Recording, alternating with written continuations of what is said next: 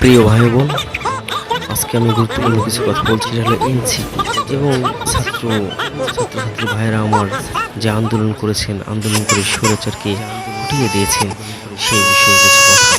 আজকে তাদের মূল্যায়ন করা হচ্ছে না। তারা যে গণঅভ্যুত্থান করে বিপ্লব করে একটি স্বৈরাচারকে একটা একনায়কতন্ত্র সরকারকে উৎখাত করে তারা যে একটা সুন্দর রাষ্ট্র ব্যবস্থা বাংলাদেশের মানুষকে উপহার দিলেন, মানুষ বেমালুম তা ভুলে গিয়েছে।